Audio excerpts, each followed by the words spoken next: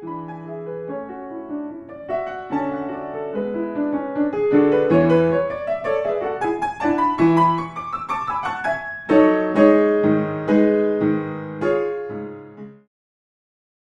temps de peindre, j'y ai pensé beaucoup parce que effectivement la peinture introduit pour celui qui la pratique, pour le peintre et puis pour celui qui la regarde, un temps autre, un temps différent.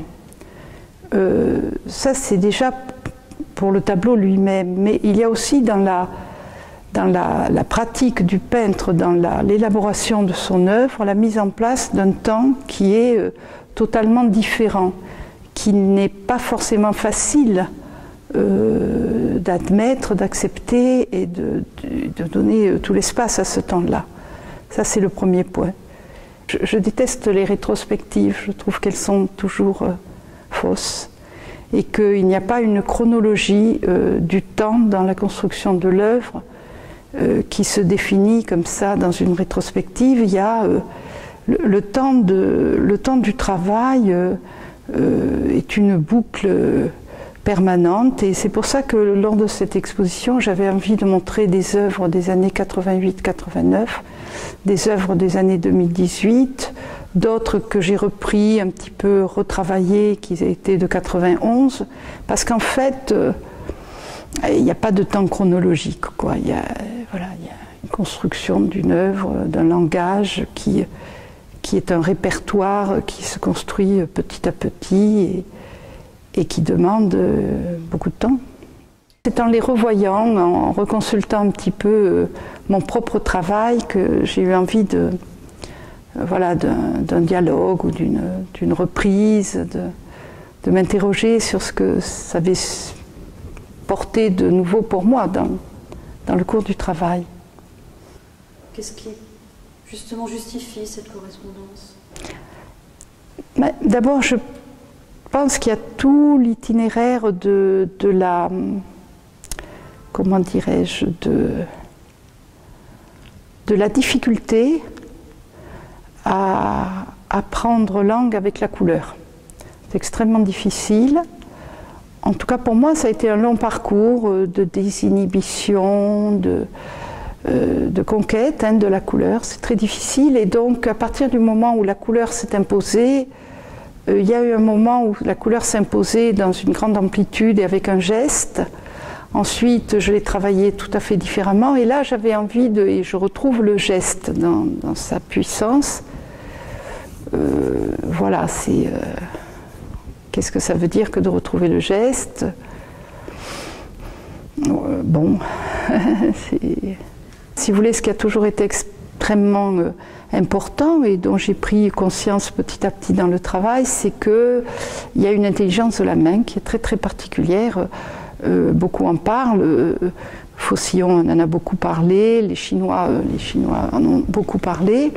Et effectivement, il y a une intelligence de la main. Et moi, je ne cesse de m'émerveiller sur cette intelligence-là, qui n'est pas une intelligence rationnelle, qui n'est pas une intelligence, comment dirais-je,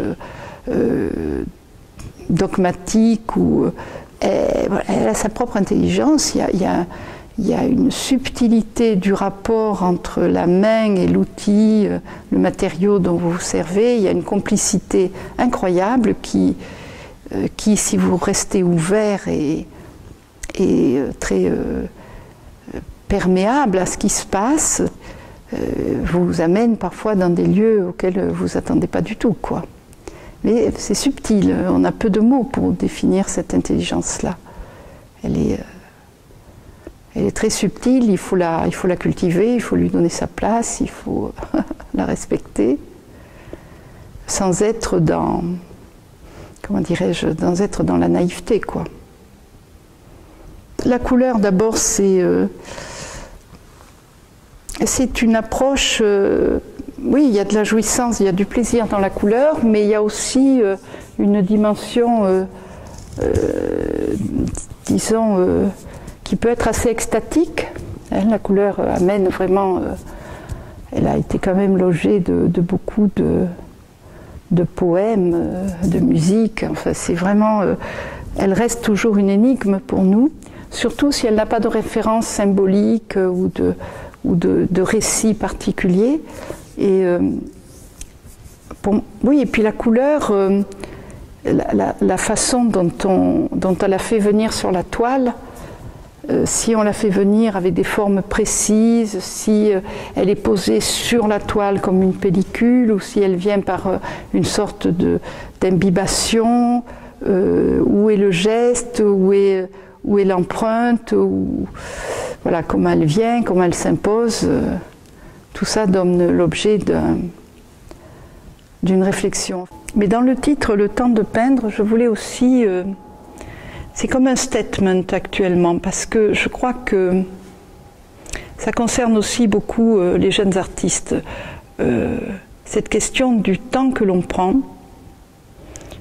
pour construire son œuvre, du retrait parfois nécessaire, de ce temps qui paraît parfois complètement, comment dirais-je, un temps perdu, un temps à ne rien faire, un temps qui peut être aussi très angoissant parce qu'il est face à rien, enfin du moins on a l'impression, et il me semble que, en plus actuellement dans cette espèce de surenchère d'un rythme effréné, d'une profusion d'informations, d'une profusion d'images, le fait de dire bon, on arrête un peu et je prends le temps du face-à-face avec moi-même et de mon travail, ça me paraît être véritablement fondamental, quoi. Si on veut... Ça ne veut pas dire qu'à partir du moment où on crée, il n'y a pas un rythme extrêmement rapide, chacun a son rythme, mais faut-il accepter à un moment donné de dire stop, quoi. Là, je prends mon temps. C'est très difficile. Oui, le temps que je m'accorde,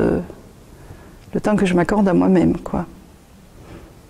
Ça me paraît indispensable, parce que dans le temps de peindre, dans la constitution enfin, dans ce qu'est la peinture, on ne sait pas vraiment si on peut penser que le tableau travaille bien avant qu'il ne soit travaille bien avant, quoi. Qu'il y a une pré-picturalité qui est dans chacun dans chaque artiste ou dans beaucoup d'artistes qui est en œuvre bien avant le travail de l'atelier. Je ne sais pas s'il est dans la pensée justement, je ne sais pas très bien où il est. Parce qu'il n'est pas conceptuel. Moi je ne suis pas du tout conceptuel. Il n'est pas conceptuel, il n'est pas dans la pensée. On ne sait pas trop où il est, quoi. Il pourrait préexister. C'est une question que je pose. C'est une question, je ne sais pas. En fait, j'ai l'impression qu'il préexiste, par exemple, c'est peut-être ce que je veux montrer, un tableau de 2018 préexistait déjà en 88. Et celui de 88 peut-être préexistait dans ma sensibilité bien avant encore, je ne sais pas. Je crois qu'il y a vraiment des choses qui sont complètement énigmatiques et il faut les laisser telles quelles. Ce que je peux dire, c'est que déjà, je travaille sur une toile non tendue, libre donc au sol.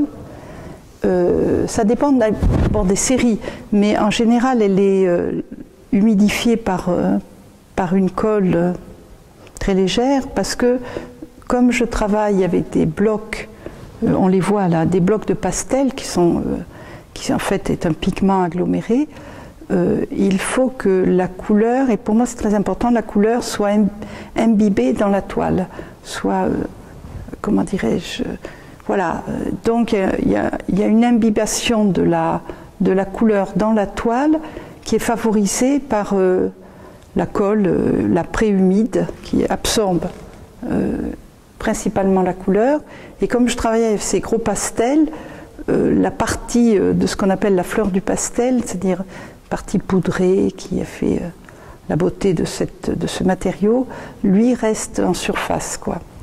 Voilà. Comme ce sont des blocs, c'est en même temps que je passe la couleur, que je fais le geste ou que je dessine ce qu'il en est sur la toile, mais c'est constitutif du passage de la couleur elle-même, il n'y a pas de temps séparé.